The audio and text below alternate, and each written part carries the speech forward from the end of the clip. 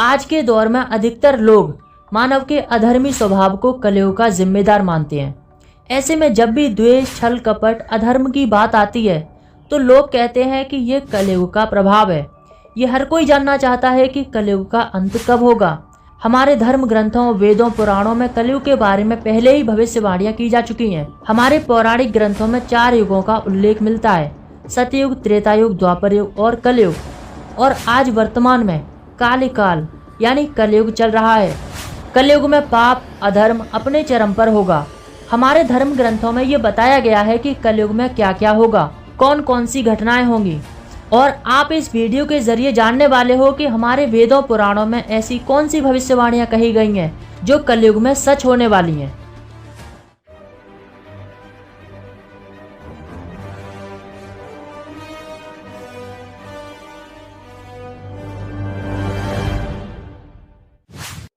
भागवत पुराण में लिखा है कि कलयुग के अंत तक सभी मनुष्य वेदों को छोड़कर संस्कारहीन हो जाएंगे और यही लोग सत्ता पर राज करेंगे।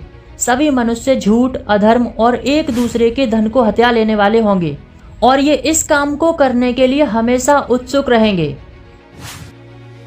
भविष्य पुराण में ब्रह्मा जी ने कहा है कि भयंकर कलयुग के आने पर मनुष्य का आचरण दुष्ट हो जाएगा और योगी, ऋषि, महात्मा भी दुष्ट चित्त वाले होंगे। पूरी दुनिया में परस्पर विरोध फैल जाएगा। आम लोगों पर राज करने वाले राजाओं में चरित्रहीनता आ जाएगी। देश विदेश और गांव-गांव में कष्ट बढ़ जाएंगे। लोग अपने धर्म को छोड़कर दूसरे धर्मों का आश्रय लेंगे। मनुष्यों की बुद्धि हमेशा धर्म के विरुद्ध ही कार्य करेगी। महर्षि व्यास जी कहते हैं कि कलयुग में कोई मनुष्य वेदों का पालन नहीं करेगा। विवाह को धर्म नहीं माना जाएगा।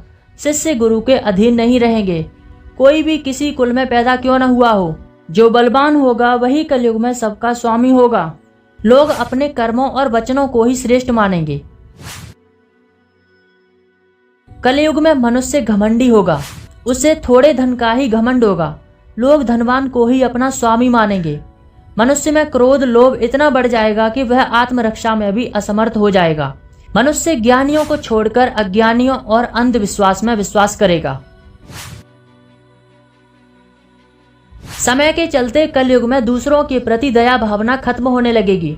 दान पुण्य के काम नहीं होंगे। बुद्धि धन संग्रह में ही लगी रहेगी और अन्याय से धन कमाने का बोलबाला बढ़ जाएगा और इंसान अपने आप को ही सर्वशक्तिशाली समझने लगेगा। कलयुग के लोगों में बाढ़, सूखा का भय हमेशा बना रहेगा। वो आकाश की ओर देखते रहेंगे। वर्षा न होने पर मनुष्य घास और पत्ते खाकर अपना जीवन व्यतीत करेगा। कलयुग में कहीं न कहीं हमेशा अकाल पड़ता ही रहेगा। लोग किसी न किसी कष्ट से घिरे ही रहेंगे। कलयुग में समय बीतने पर राजा प्रजा की रक्षा न करके बहाने प्रजा के धन का अपहरण करेगा। अधर्मी मनुष्य पाखंड का सहारा लेकर लोगों को ठगने का काम करेंगे और पाखंड और अधर्म में वृद्धि होने से मनुष्य की आयु कम हो जाएगी। घोर कलयुग आने तक मनुष्य की आयु 20 वर्ष भी नहीं रहेगी। समस्त मानव जाति की लंबाई केवल 4 इंच और औसत आयु केवल 12 वर्ष ही रह जाएगी। लोग बिना ऋण चुकाए ही एक दूसरे के धन को हड़प लेंगे। जिनका शास्त्रों में कहीं विधान नहीं है, ऐसे यज्ञों का अनुष्ठान होगा। सभी मनुष्य अपने आप को ही पंडित समझेंगे। समस्त तारामंडल धुंधला हो जाएगा। 10 दिशाएं विपरीत हो जाएंगी। श्रीमद् भगवद गीता के 12 स्कंद में कलयुग के धर्म के अंतर्गत ज्यों-ज्यों घोर कलयुग आता जाएगा, त्यों-त्यों उत्तरोत्तर धर्म, सत्य, पवित्रता, क्षमा, दया, आयुबल और स्मरण शक्ति सब के सब विलुप्त हो जाएंगे। कलयुग के अंत में बड़े बड़े भयानक युद्ध होंगे। भारी वर्षा में डूब जाएगी पृथ्वी। प्रचंड आंधी तूफान से समस्त पृथ्वी का विनाश नजदीक होगा। अकारण मौसम के बदलाव में भीषण गर्मी पड़ेगी। लोग खेत, कपड़े, पानी सब कुछ चुराने लगेंगे। जब धरती पर अकाल पड़ेगा तब मनुष्य नरभक्षी हो जाएगा। मनुष्य सात्विक जीवन की जगह तामसी जीवन जीने में विश्वास करेगा।